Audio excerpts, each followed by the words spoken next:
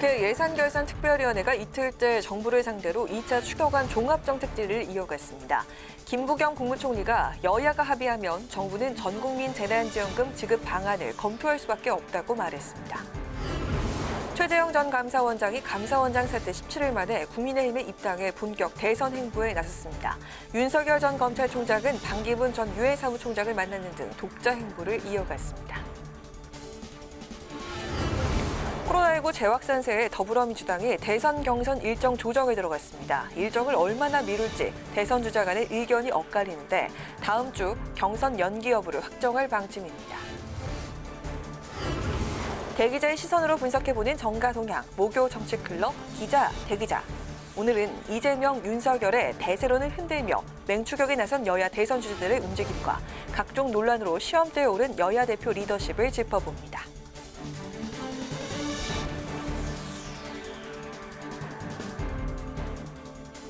여러분 안녕하십니까? 7월 15일 의정종합뉴스 뉴스엔 시작하겠습니다.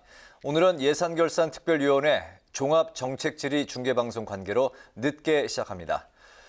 국회에서는 2차 추경안 심사가 본격 진행 중입니다. 국회 예산결산특별위원회가 2차 추경안에 대한 종합정책질의를 이틀째 진행했는데요.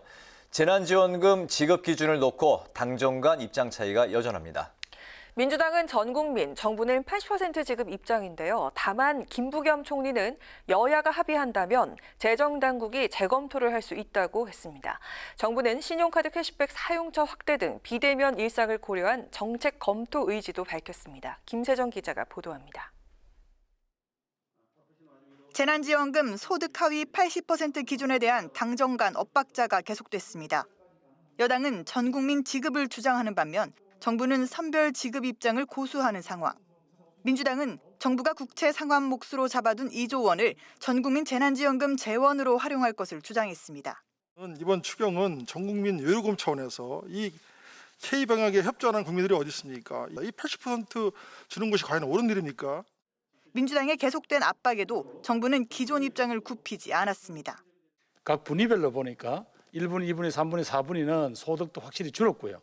여러 가지 고통스럽다라는 게 나왔고 5분위는 지금 오히려 소득이 늘었습니다. 그리고 오히려 부채도 줄었고 그런 소득이 줄지 않은 국민에게까지 지원하는 것을 보통의 국민이 어떻게 보겠냐는 관점에서 기준을 정했다는 게 정부 입장입니다. 그러면서도 여야 합의가 있다면 재검토할 수 있다는 입장을 밝혔습니다. 국민의 대표기관인 국회에서 여야가 합의해서 요청해오면 저희들로서는 재검토할 수밖에 없겠죠. 그러나 조금 더 그 과정에서 왜 재정당국이 이렇게 고민을 담았는지 또 김 총리는 예결위 첫날 소득 하위 80% 지급 원칙을 강조하는 과정에서 상위 20% 고소득자에게 사회적 기여를 한다는 자부심을 돌려드릴 수 있다고 발언한 데 대해선 표현이 부족했다며 유감을 밝혔습니다. 의원들은 코로나 여파로 장기화되는 비대면 일상을 정부가 충분히 고려해 예산 편성할 것을 촉구했습니다.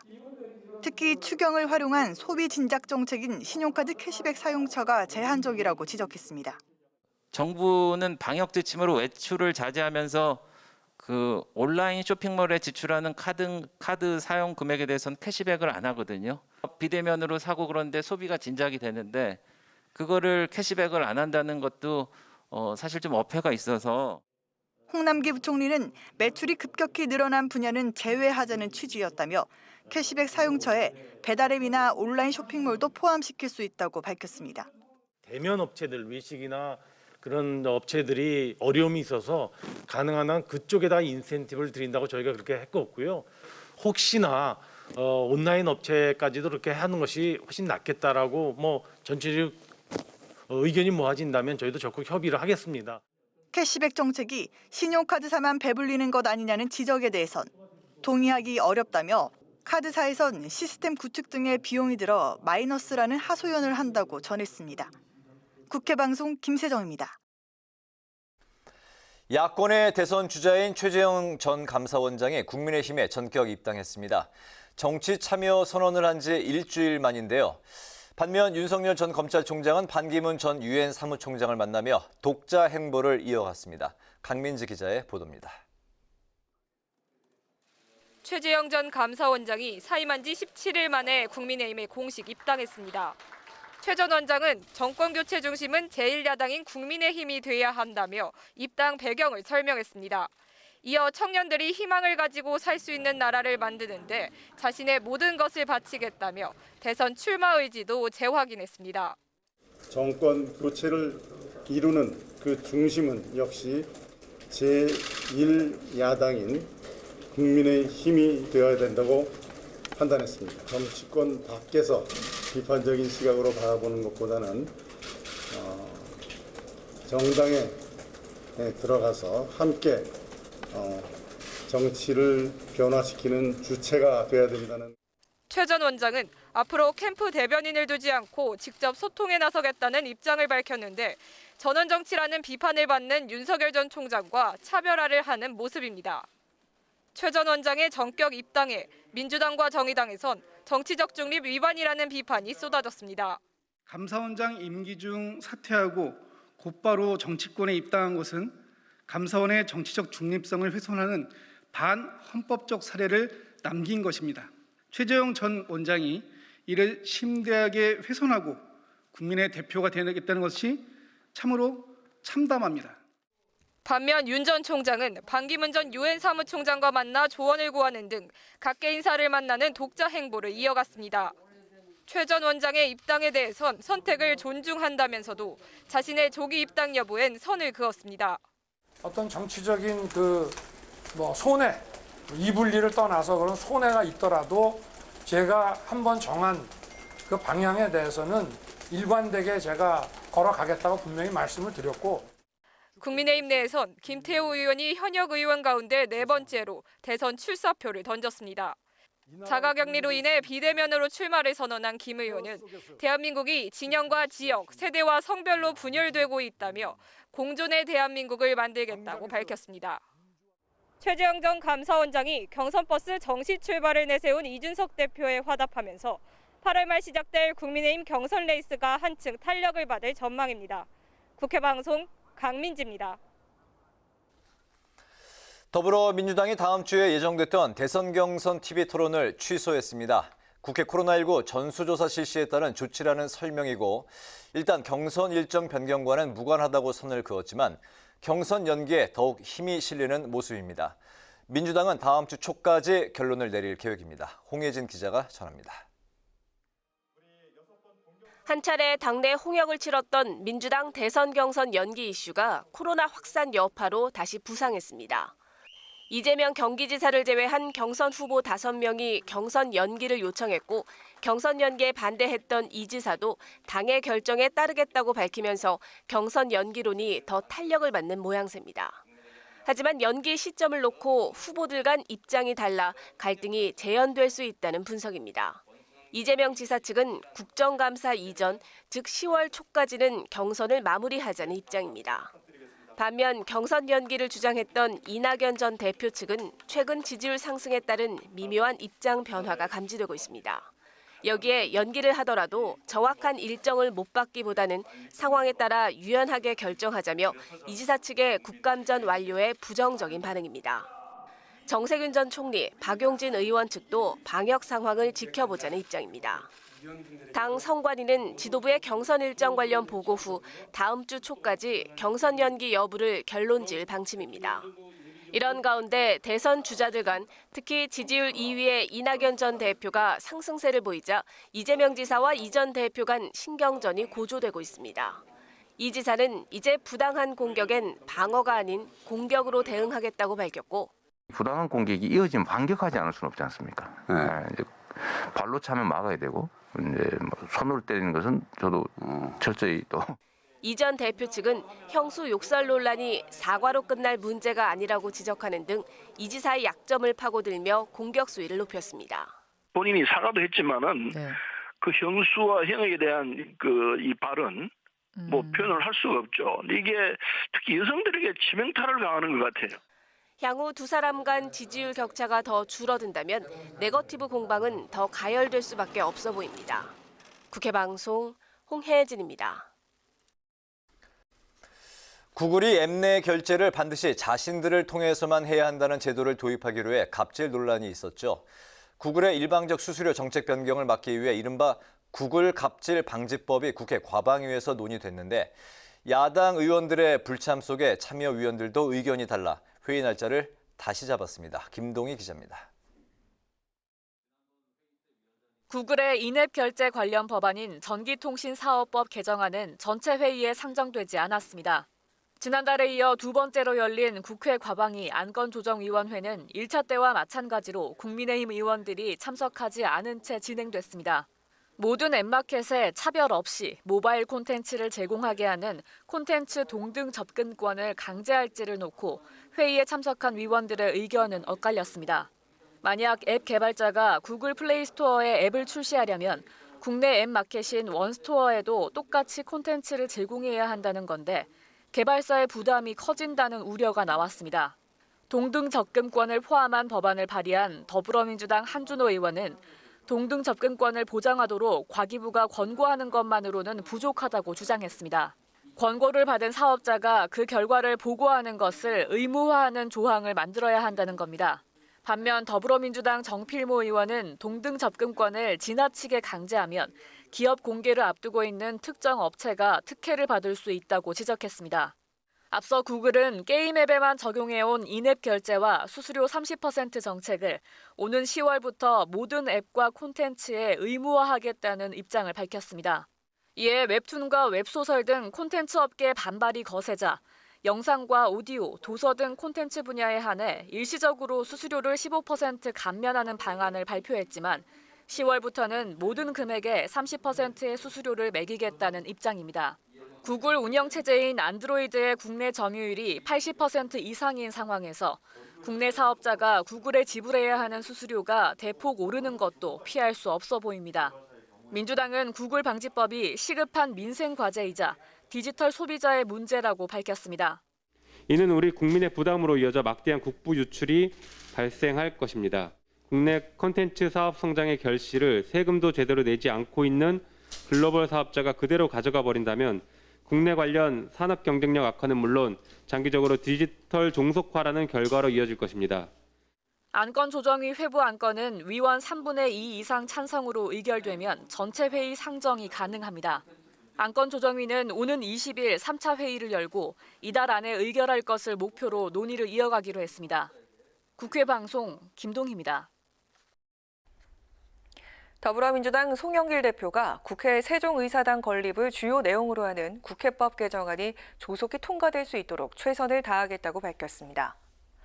송 대표는 오늘 국회 세종의사당 건설 부지 현장을 찾아 국회 운영위원장 선출만 되면 정기국회 전에 여당 단독으로라도 국회법 개정안이 통과될 수 있게 하겠다고 말했습니다. 현재 국회 운영위에 계류 중인 국회법 개정안은 여야 상임위원장 배분 갈등과 맞물려 법안 처리에 차질을 빚고 있습니다. 국민의힘은 코로나19 4차 대유행 책임 논의 제기된 김호란 방역기획관에 대해서 컨트롤 타워가 아닌 가교 역할이라고 두둔한 박수현 청와대 국민소통수석을 강하게 비판했습니다. 김기현 원내대표는 오늘 최고위원회의에서 박 수석의 이 같은 발언은 말장난으로 국민들을 놀리는 처사라며 박 수석의 사과를 촉구했습니다.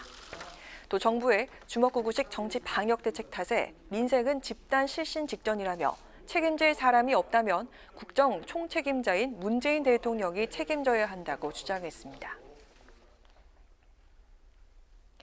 국민의당 안철수 대표가 20대 최고의 권력 집단이자 시혜법권 집단은 민주노총이라고 비판했습니다. 안 대표는 최고위원회의에서 민주노총은 코로나19 확산세 속에 도심에서 8천 명이 시위를 해도 대한민국 공권력은 수사조차 안 한다며 이같이 밝혔습니다. 그러면서 대한민국이 바로 서고 법치가 확립되기 위해선 불법에 대한 무관용 원칙이 확실하게 서야 한다며 민노총에 대한 강제 수사에 들어가야 한다고 주장했습니다. 최근 국회 내 코로나19 확진자 발생이 잇따르자 전 직원을 대상으로 코로나19 선제 검사에 들어갔습니다. 국회는 내일까지 국회 내 임시 선별 검사소를 설치하고 국회의원을 포함한 당직자, 공무원, 출입기자, 공무직 근로자, 용역업체 직원 등 국회 상주 근무자 전원을 대상으로 선별 검사를 실시하기로 했습니다. 이춘석 국회 사무총장은 임시 선별 검사소를 점검하고 코로나 검사를 지원하고 있는 의료인들과 국회 직원들을 격려했습니다.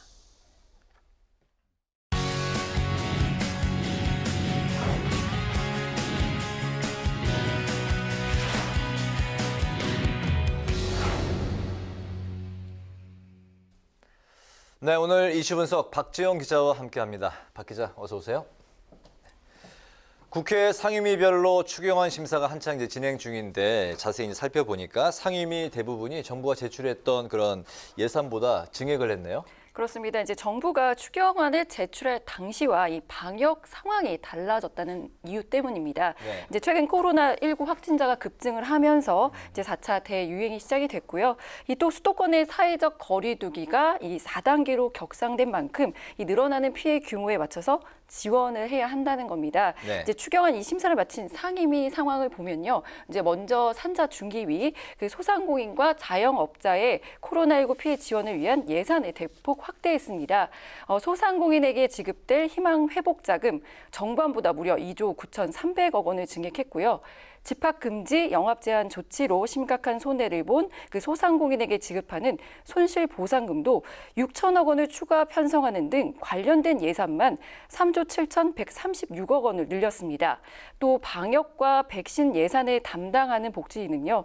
그 코로나 진단 검사비 실시 비용 1,718억 3,300만 원과 코로나 환자 격리 입원 치료비 지원을 위해 600억 원 등을 늘렸습니다. 이 밖에도 이제 농해 수위도 기존 정부가 짜온 예산보다 좀 증액을 했고요.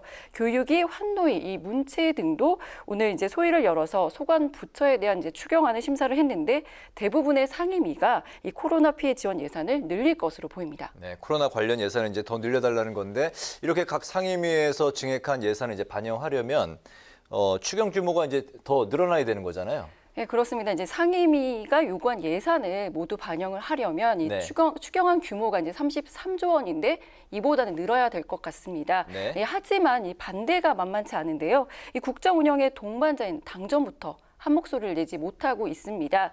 민주당은 거리두기가 4단계로 격상이 돼 소상공인과 자영업자의 피해가 더 커졌다면서 두텁게 지원을 하려면 추경 규모도 더 늘려야 한다는 입장입니다. 네. 이 반면에 정부에서는 이 총액을 늘리기 어렵다면서 신중한 입장을 밝혔는데요. 관련 발언 잠시 들어보시겠습니다. 네.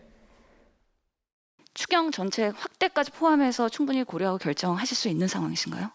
결국은 국민 대표기관인 국회에서 결정할 일이지만 그렇다고 해서 추경 전체의 정액 문제를 제가 쉽게 말씀드릴 수는 없네요. 이해해 주십시오. 이렇게 이제 추경안 규모를 늘리자고 하는 데 대한 그 야당의 입장은 어떤 건가요? 국민의힘도 이제 반대를 하고 있습니다. 이제 총액을 늘리기보다는 현 상황에 맞지 않는 이 소비 진작 관련 예산 등을 삭감을 해서 이 어려운 소상공인과 자영업자를 더 두텁게 지원하자는 주장입니다. 네. 이제 국민의힘 예결위 간사인 김성원 의원은 지난해 이 4차례 추경 예산의 그 집행 결과를 봤더니 이 미집행 금액이 상당하다는 이유도 들었는데요. 김 의원에 따르면 2월 그 불용 등의 사유로 총 1조 2,166억 원이나 집행이 되지 않았다고 하는데요. 이렇게 추경의 실제 집행률이 낮은 상황에서 이번 추경을 확대 편성하는 게 국민 모두가 환영하는 추경이 될 수 있을지 의문이라고 주장을 했습니다. 네, 그러니까 이제 국민의힘의 입장은 더 증액하지 말고 지금 갖고 있는 돈으로 더 두텁게 네, 선별 그렇습니다. 지원을 하자 이제 그런 네, 입장이군요. 총액 안에서 네. 조정을 해보자라는 입장입니다. 그렇군요.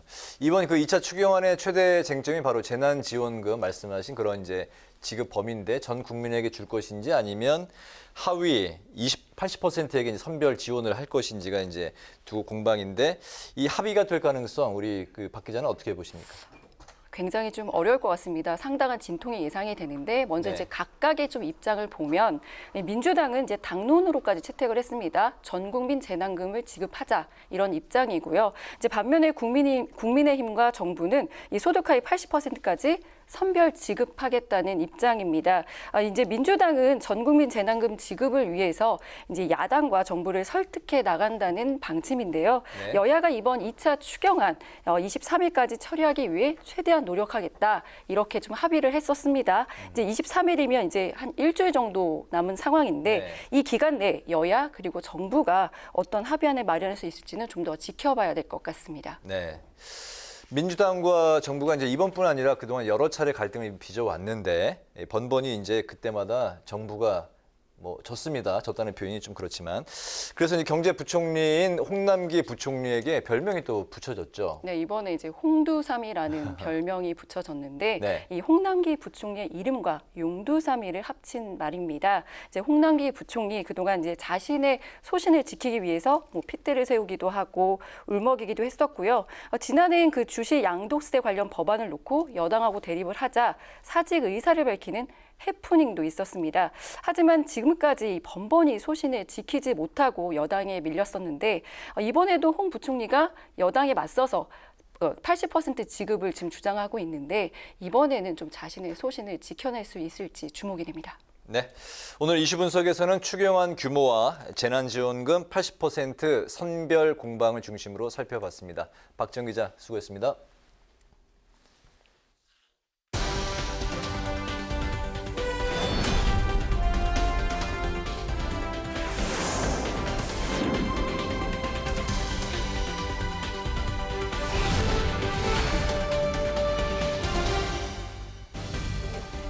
강하랑의 정치톡 시간입니다. 7월 15일 사람들의 시선을 끈 정치 뉴스 만나보시죠. 오늘의 첫 번째 정치톡은 허당과 남 사이입니다. 최근 대선 출마 선언과 입당이 잇따르면서 야권의 대선 경쟁이 더욱 뜨거워지고 있죠. 이런 상황을 초조하게 지켜보고 있을 한 사람, 아마도 윤석열 전 총장이 아닐까 싶습니다. 야권의 대선 주자 1위를 이어가고 있지만 후발 주자들이 맹렬하게 추격하고 있고 지지율은 넉 달 만에 20%대로 내려앉았다는 결과가 오늘 나오기도 했습니다. 하지만 윤 전 총장은 국민의힘에 전격 입당한 최재형 전 감사원장과 달리 국민의힘과 아직은 거리두기를 하면서 진보와 보수 가리지 않고 다양한 사람들을 만나면서 외연 확장에 나서는 모습입니다. 이런 윤 전 총장의 행보를 바라보고 있는 국민의힘은 어떤 생각일까요? 대선 주자 중 한 명인 하태경 의원은 오늘 윤 전 총장에 대해서 이런 의견을 밝혔습니다. 윤 총장이 이런저런 분들 만나고 다니는 거는 저런 분들과 국가 비전을 같이 한다는 걸 보여주는 거기 때문에 저는 괜찮다고 보고요. 지금까지 보면은 좀 컨텐츠가 너무 부족한 거 아니냐, 완전 허당 아니냐 했는데 완전 허당은 아니다. 어쨌든 제 입장은 안 들어오더라도 최종 후보 단일화는 반드시 하겠다고 생각을 하기 때문에 우리 당에서 좀 남으로 취급하지 말았으면 좋겠어요. 남으로 지금 취급하는 사람들이 있습니까? 약간 좀 그런 기류도 좀 있죠. 우리. 콘텐츠가 부족한 거 아닌가 했는데 완전 허당은 아니었다. 지금 당장 입당을 하지 않더라도 언젠가는 단일화를 할 사람이기 때문에 남으로 치부하지 말자 이런 내용인데요. 풀어서 보자면 당내에 윤 전 총장을 허당으로 보는 기류도 남으로 생각하는 기류도 있다는 얘기죠. 오늘 최재형 전 감사원장의 입당 소식이 전해진 직후 윤 전 총장은 정치적인 손해가 있더라도 제가 정한 방향을 일관되게 걸어가겠다. 이렇게 이야기를 했다고 하는데요. 허당과 남이라는 평가 어디쯤에서 자기만의 속도와 방향으로 되고 있는 윤 전 총장. 대선을 위한 1차 목적지인 국민의힘과는 과연 언제쯤 어떻게 합류하게 될까요? 이어서 오늘의 두 번째 정치톡은 친문구의 경쟁입니다. 컷오프 이후 6명의 대선 주자가 본경선에 나선 민주당에선 당내 최대 계파인 친문 표심을 잡기 위한 경쟁이 치열해지고 있습니다. 특히 여권의 대선 주자 1위를 달리고 있는 이재명 후보, 최근 이낙연 후보가 지지율 상승세를 보이면서 추격해와서일까요? 연일 문 대통령을 거론하면서 친문 당원들에게 구애의 손짓을 보내고 있습니다. 어제는 나도 친문이다 이렇게 강조했다고 합니다. 친문이라고 하는 게 하나의 단일한 기준에 의해서 규정되어 있지는 않습니다.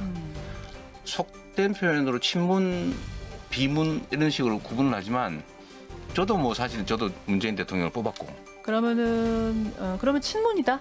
친문 맞지요. 나는 친문이다. 네, 함께 만든 정부고 지금 저도 대한민국 최대 규모 지방 정부의 책임을 문재인 정부와 함께 맡고 있지 않습니까? 예. 문재인 정부와 운명 공동체니 나도 친문이라고 강조한 이재명 후보. 어제 저녁에는 한 유튜브 방송에 출연해서 최근 청와대를 다녀온 얘기를 전하기도 했습니다. 당내 경선 과정에서 집중 공세를 받은 자신에게 문 대통령이 차 한 잔 주시면서 마음고생 많았다라고 위로를 해줬던 겁니다. 또 문 대통령의 아들인 문준용 씨에 대해서도 개인적으로 좋아한다. 내가 생각하는 스타일과 비슷하다라면서 호감을 표시하기도 했습니다. 한편 또 다른 대선 주자인 추미애 후보도 오늘 법무부 장관 재직 당시에 윤석열 전 검찰총장에게 징계를 내렸다는 사실을 거론하면서 문 대통령이 잘한 일이라고 했다고 강조했습니다. 직접 들어보시죠. 징계 의결수가 무려 100쪽이 넘습니다. 그걸 어떻게 없던 글로 하겠습니까? 더군다나 대통령이 그걸 다 보시고 참 대단히 심각하게 받아들이셨어요. 그래서 이것이 민주주의 제도 아래에서 민주적 통제를 하는 장관이 잘한 것이다 하고 제가를 해주셨고요. 또 이것이 민주주의다라는 말씀을 하셨고요. 대통령이 직접 위로를 해줬다, 인정을 해줬다. 당심을 잡기 위해 문 대통령과의 친분이나 소통을 강조한 후보들. 이들의 친문 구애 경쟁이 과연 효과가 있을까요? 지금까지 강아랑의 정치톡이었습니다.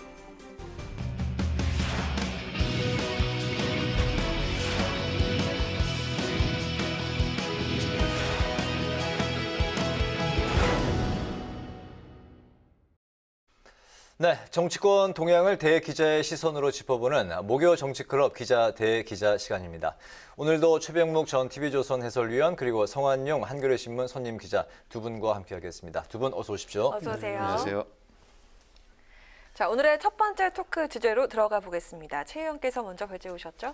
네, 최근에 이제 대선이 뭐 7개월 남짓. 이제 거의 8개월 정도 앞으로 다가왔는데요. 그러다 보니까 여론조사가 굉장히 많이 나오고 있습니다. 네. 그 과정에서 자 이재명 경기도지사와 윤석열 전 검찰총장이 계속해서 1, 2위를 엎치락뒤치락 했었는데 최근에 와서 이 대세론이 흔들린다 이런 조짐들이 여론조사 결과로 나타나고 있거든요. 그 문제를 한번 논의해 보기로 하였습니다. 네. 자, 그럼 먼저 대선 주자들이 쏟아지고 있는 야권의 상황부터 살펴보겠습니다. 주자들은 많지만 현재 윤석열 대세론을 흔드는 인물은요. 최재형 전 감사원장입니다.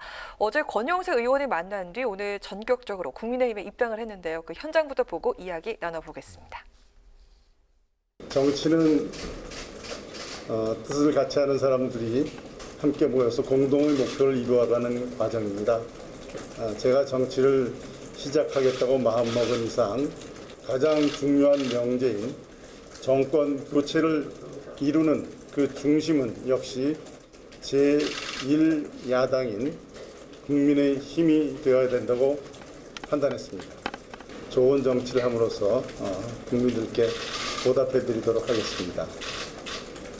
우리 당을 정권 교체의 주체로 언급해 주시고 그리고 또 참여해서 힘을 보태겠다고 하신 것에 대해서 무한한 감사와 환영의 뜻을 밝힙니다. 다시 한번 환영하고 앞으로 저희 당의 일원이자 동지가 되신 것을 정말 감사드리고 또 환영합니다. 네, 환영해 주셔서 감사합니다. 네, 입당 분위기가 아주 이제 화기애애 보이는데요. 네, 최재형 전 감사원장의 속전속결 입당 먼저 두 분 어떻게 바라보고 계시는지 말씀해 주시고요. 그리고 더불어서 야권의 대선 주자 1위가 윤석열 전 총장에서 최재형 전 감사원장으로 바뀔 가능성은 또 어떻게 보고 계신지 먼저 최병묵 위원님 말씀부터 듣겠습니다. 네, 사실은 윤석열 전 총장과 뭔가 좀 차별화하는 행보를 하고 있는 것으로 보여요. 윤석열 전 총장의 지지율이 최근에 이제 떨어지는 추세를 보이면서 그다음에 뭐 국민의힘 입당은 사실 거의 기정사실화된 것처럼 돼 있다가 최근 들어서 다시 좀 멀어지는 느낌이 있단 말이죠. 그러다 보니까 그 반작용 비슷하게 지금 최재형 전 감사원장이 서둘러서 입당을 한 것 아닌가. 그러니까 원래 당초에 본인이 세웠던 그 스케줄보다 좀 앞당긴 것 아닌가 하는 인상이 있고요. 자, 그렇게 되면 현재는 최재형 전 감사원장과 윤석열 전 총장 사이의 지지율 격차가 굉장히 큽니다. 네. 사실은 당내에 뭐 예를 들어서 다른 주자들이 최재형 전 원장보다 오히려 조금 높은 사람도 있어요. 뭐 다 오차범위 내이긴 하지만 그런 점에서 본다면 지금 말씀하신 대로 최재형 전 감사원장이 국민의힘에 입당했다고 해서 어느 날 갑자기 이 윤석열 전 총장과 격차가 줄어들 거라고는 저는 생각을 안 하고요. 아마도 최 전 원장이 이제 정치참여 선언을 공식적으로 하지 않겠습니까? 했을 때 얼마나 명분 있게 국민들을 설득하느냐. 저는 여기에 달려 있다. 최근에 약간 상승세를 타고 있는 건 틀림없는데 이것이 이제 증폭되느냐 아니면 그냥 그 정도에서 멈추느냐 하는 것은 본인이 얼마나 그 정치 참여의 명분을 국민들한테 잘 설명하느냐에 달려 있다고 봅니다. 네네. 윤석열 전 검찰총장이 아무래도 좀 이제 흔들리면서 국민의힘 안에서도 좀 어렵겠다 이런 의견들이 좀 있습니다. 그러던 차에 최재형 전 원장이 입당을 해주니까 참 고마웠던 모양이에요. 당내 그 대선 주자들, 홍준표, 유승민, 원희룡 이런 분들이 다 환영한다고 이제 오늘 논평을 냈습니다. 윤석열 전 총장의 어떤 대안, 뭐 본인은 굉장히 싫어하는 표현이지만 그런 의미가 있고요. 또 이 국민의힘의 어떤 대선 경쟁 그 레이스에서 좀 그 페이스메이커라고 할까요? 네.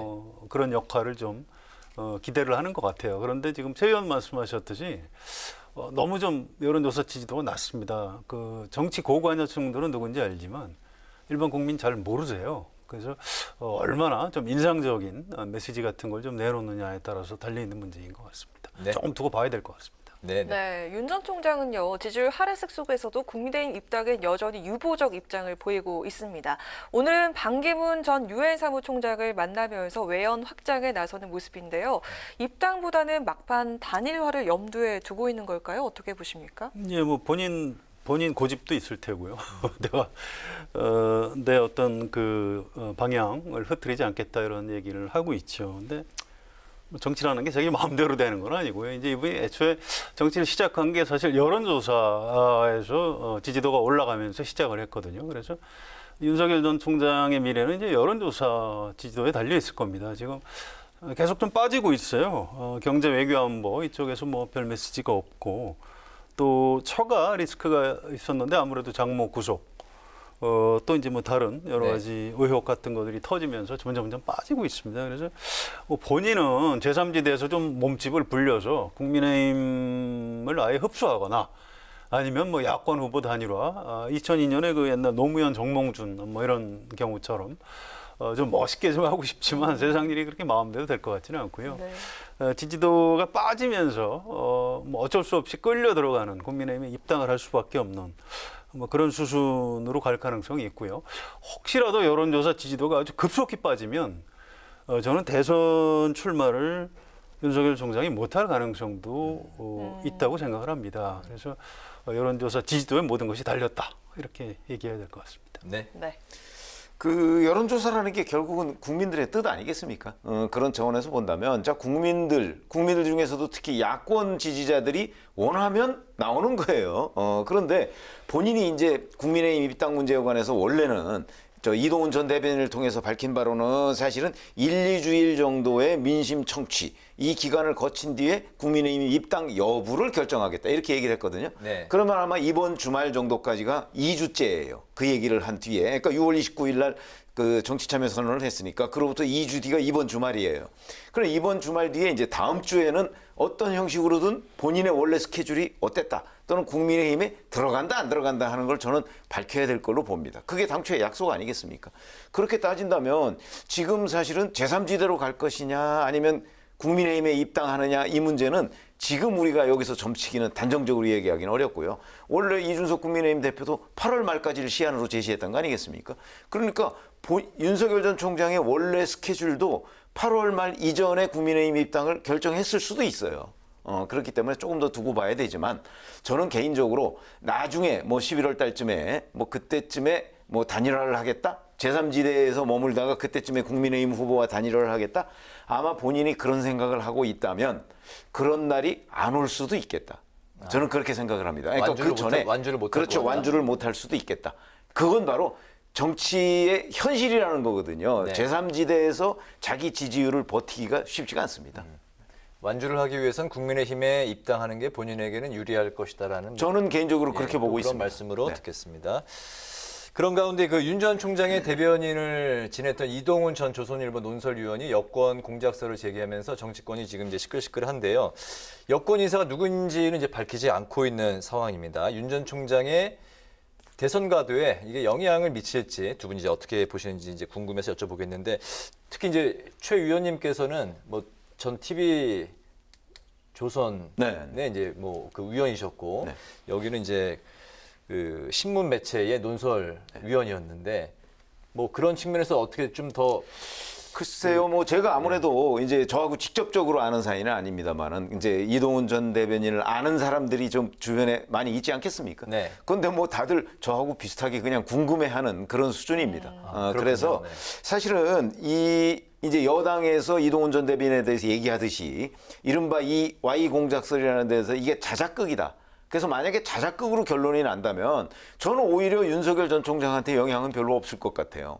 왜 그러냐면 사실은 대변인을 그만둔 뒤에 벌어진 일일 가능성도 있거든요. 네. 근데 그게 아니고 정말 이게 무슨 그 대변인으로 있는 그 과정에서 벌어진 일이다. 이제 왜 그 여권, 정권의 사람이 찾아왔다고 표현을 하지 않았습니까? 만약에 그렇다면 윤석열 전 총장 그 지지율하고 연관이 돼 있죠. 이 사실 여부에 따라서. 그런데 이제 지금 현재 누가 찾아왔는지에 대해서 얘기를 안 하고 있잖아요. 그 부분은 아마 본인이 끝까지 안 밝힐 경우에는 오히려 본인이 그 후폭풍을 다 감당해야 되는 사태가 올 것이고, 그렇지 않고 결국은 저는 어떤 형식으로든 이 누구다 하는 것을 밝히지 않을 수 없을 거라고 봐요.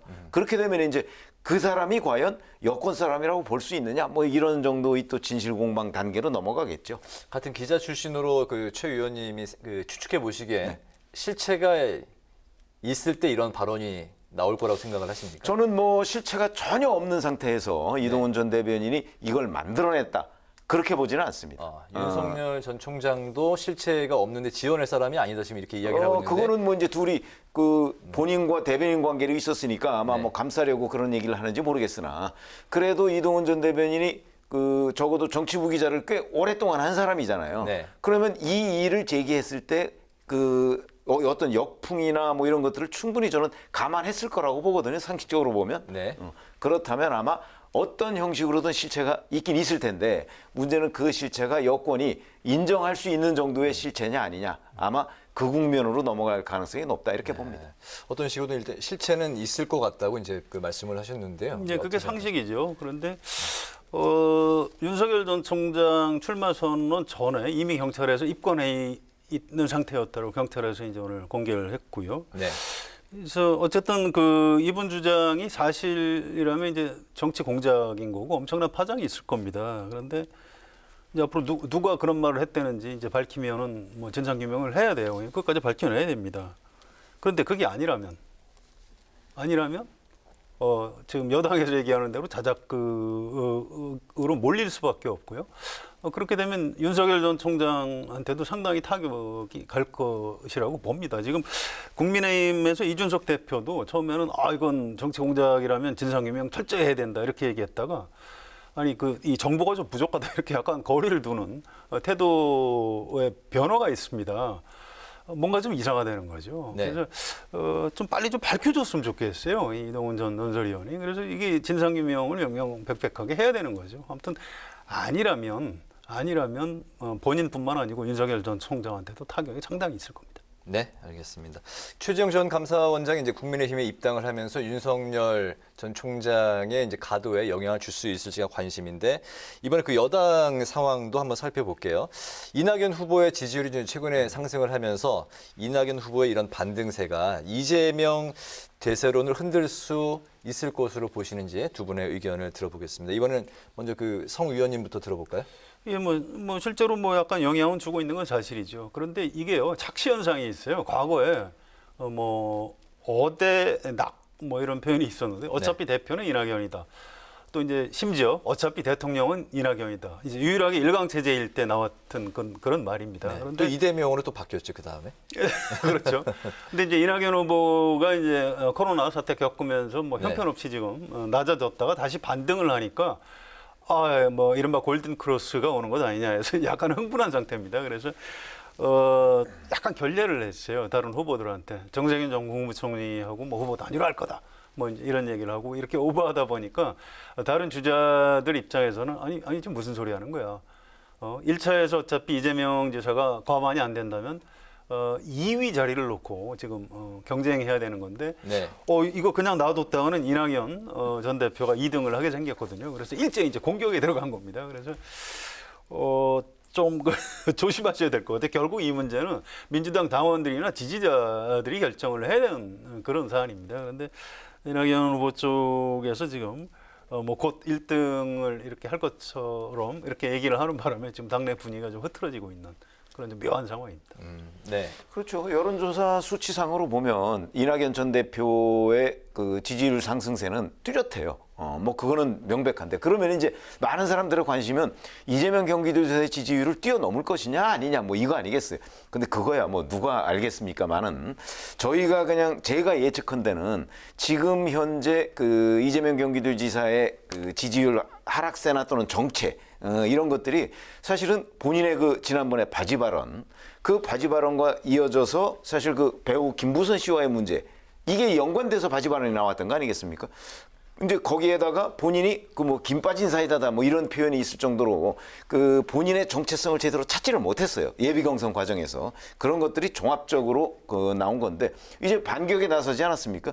이낙연 전 대표에 대해서도 옵티머스 관련한 그 뭐 측근 문제 뭐 이런 거로 반격에 나섰고 그다음에 이제 하나의 변수라면 이제 이 김부선 씨가 또 어떤 증거를 가지고 나오느냐 뭐 이런 건데 현재까지로 봐서는 뭐 또 뚜렷한 증거가 없는 듯이 보여요. 네. 그건 앞으로 좀 두고 봐야 되겠습니다만.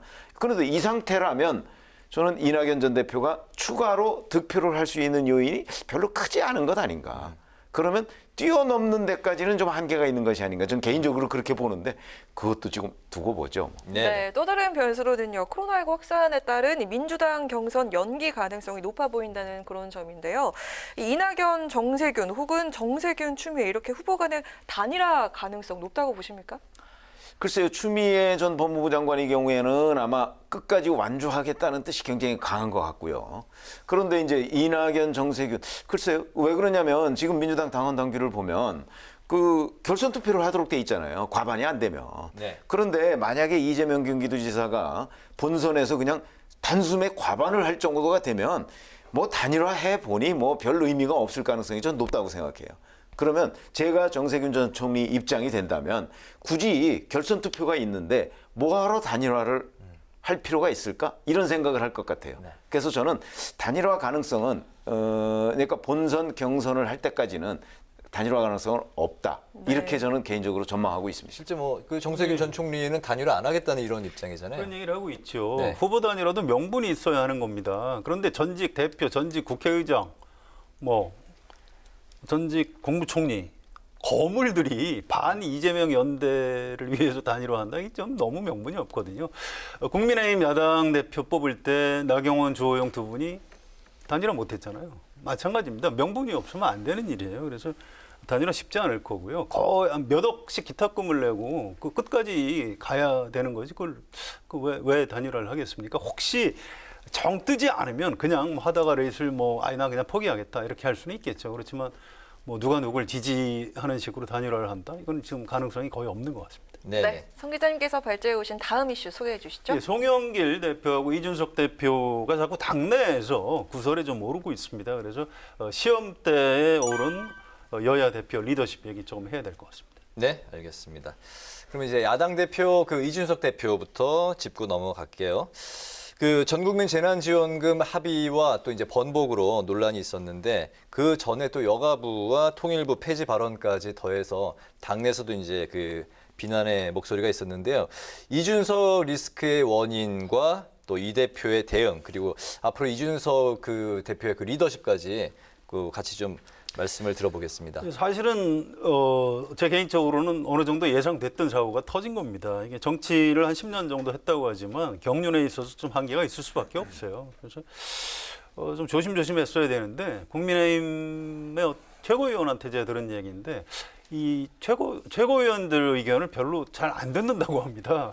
좀 의외로 약간 독단적인 데가 있다고 그래요. 네. 그래서 좀 내부적으로 아슬아슬했는데 이번에도 그 여가부 폐지, 통일부 폐지, 전 국민 재난지원금 이 내용 결과물보다도 이 의사결정 과정을 제대로 거치지 않았다는 것 때문에 사고가 난 겁니다. 그래서 이 참 쉽지 않은 문제예요. 한동안 이준석 열풍이 불었는데 하나님이 사람을 만들 때 좀 잘 나가면 이렇게 오만해지게 만들었다고 하는 그런 얘기가 있습니다. 그래서 어쨌든 쓴 약을 먹었다 이렇게 생각을 하고 이번에 김기현 원내대표가 수습을 잘 해줬어요. 그런데요. 그래서 이준석 대표가 나이 젊지만 어쨌든 제1야당의 대표로서 앞으로 좀 언행에 조금 조심을 해줘야 될 것 같습니다. 네. 글쎄, 제가 보기에는 뭐 전국민 재난지원금 합의했다 번복한 이 부분은 명백하게 이제 본인이 국민의힘의 정체성과 좀 다른 얘기를 가서 그 여당 대표하고 합의를 한 거 아니겠습니까? 네. 그거는 이제 잘못이라고 우리가 지적을 할 수 있는데, 예를 들어서 통일부 폐지나 여가부 폐지와 같은 거는 사실은 일방적으로 잘못했다고 지적하기에는 좀 논란의 여지가 있는 대목입니다. 왜 그러냐면 잘 아시지만 과거 이명박 정부 때도 통일부를 한번 폐지하려고 했던 적이 있었거든요. 그런데 지금도 이제 그 똑같은 주장을 저는 할 수는 있다. 근데 이제 문제는 대표가 얘기하는 거와 그냥 당내에서 논의 과정을 거치는 건 좀 차이가 있는데, 그런 점에서 본다면 이준석 대표가 젊은 그 대표가 되다 보니까 과거의 국민의힘과 뭔가 확실하게 달라야 한다는 그런 강박관념 때문에 자꾸 이런 식의 뭐 치고 나가는 게 있는 것 아닌가. 그런데 이런 것들에 대해서 저는 이제 중진들이 이준석 대표에 대해서 그동안에 가지고 있던 불만이 이렇게 누적돼 왔어요. 그러니까 그게 이제 이걸 계기로 해서 저는 한꺼번에 터진 것이지 꼭 뭐 통일부 폐지에 대해서 문제다, 여가부 폐지에 대해서 문제다라고 지적하는 것은 아니라고 봅니다. 그러면 지금 이제 말씀하신 대로 그 최고위원회의나 이런 데서도 좀 조율을 거쳐가면서 아마 이런 주장을 하면 그거는 충분히 저는 감당할 수 있는 거지, 아직 이준석 리스크다, 그렇게 결정적으로 우리가 지적할 만한 것은 없다, 이렇게 봅니다. 네, 사실 대표가 리스크라는 말은 민주당 쪽에서 먼저 나왔는데요. 이 송 대표의 발언 때문에 비판도 나오고 논란도 있었습니다. 송 대표 리더십이 대선 국면에서 민주당에게 득이 될까요, 실이 될까요? 저는 지금 이제 뭐 박정희 전 대통령 문제라든가 뭐 이런 문제를 가지고 송 대표가 이제 기존의 민주당의 입장과 좀 다른 주장을 하고 있잖아요. 저는 지금 현재 민주당에 대해서 일반 국민들이 가지고 있는, 그러니까 중간지대의 국민들이 가지고 있는 평가라고 한다면 굉장히 뭐 진보 쪽 목소리만, 그리고 강성 친문들 목소리만 대변해 왔다, 뭐 이런 거였는데, 지금 송 대표가 보여주고 있는 것은 그거보다는 외연 확장 쪽에 가깝다고 보거든요. 네. 그렇게 보면 대선에 적어도 당내에서 다른 그 문제 제기를 하지 않는다면, 그렇다면 송 대표의 리더십은 대선에 민주당의 대선 후보로서는 상당히 도움이 될 만한 일이다, 이렇게 긍정적으로 평가합니다. 네. 예, 긍정적인 면이 꽤 있고요. 그런데 이제 당내에서 문제 제기를 하는 사람들은 이런 겁니다. 이게 대선 때 당대표를 맡는 사람은 자기 정치를 좀 줄이고 관리를 좀 잘 해줘야 된다. 지금 우리 국민들이 듣고 싶은 것은 가수로 치면 정영길 가수의 노래가 아니고 이재명 가수나 이낙연 가수의 노래가 뭐냐, 이제 이걸 듣고 싶어 한다는 겁니다. 그래서 송 대표가 이제 그런 부분 좀 약간 좀 조정을 하겠다, 이런 의사를 밝히고 있습니다. 그래서 앞으로는 약간 목소리를 낮추지 않을까, 이렇게 예상이 됩니다. 그렇군요. 네. 마지막으로 한 줄 논평 들어보겠습니다. 먼저 성 기자님부터 할까요? 예, 요새 대통령 선거 관련 뉴스가 좀 사실 너무 많습니다. 지금 코로나 4차 대확산 때문에 우리 사회 경제가 엄청난 위협을 받고 있고요. 여기 지금 국회 앞에서 차량 시위 어젯밤에도 했고 아마 오늘 밤에도 할 겁니다. 뭐 대선도 좋지만 지금 당장 이 코로나 위기 극복에 우리 모두 좀 힘을 모아야 될 것 같다, 이런 생각에서 오늘 한 줄 논평, 대선보다 코로나가 더 중요하다라고 하겠습니다. 네. 저희가 어차피 뭐 정치를 하니까 지금 여야에서 사실은 7개월 남짓 남은 이 대선까지 굉장한 정도의 어떤 역동적인 활동들이 지금 벌어지고 있잖아요. 네. 뭐 야권이 특히 더 그렇습니다만은, 그런 차원에서 본다면 아마 유권자들 입장에서는 어디가 더 그 역동적으로 움직이는 것인가, 변화를 많이 주는 것인가, 또는 기존의 정치권과 다른 모습을 보일 것인가, 뭐 저는 이런 부분에 관심을 가질 거라고 생각을 해서 제가 오늘 한진 논평은 에너지가 승부를 가른다, 이렇게 표현을 했습니다. 네, 잘 들었습니다. 오늘 목요 정치클럽 기자 대 기자에서는 이재명, 윤석열 맹추격에 나선 여야 대선 주자들의 움직임, 그리고 시험대에 오른 여야 대표 리더십을 중심으로 지금까지 성한용 한겨레신문 선임기자, 최병묵 전 TV조선 해설위원과 함께했습니다. 두 분 말씀 잘 들었습니다. 고맙습니다. 연일 최고기온은 기록을 경신하는 무더위가 이어지고 있는데요. 동쪽 내륙 지역을 중심으로 밤까지 강한 소나기가 쏟아지겠고요. 내일도 무더위 속에 기습적인 소나기 소식이 있습니다. 오늘 뉴스에는 여기서 마치겠습니다. 시청해주신 여러분 고맙습니다.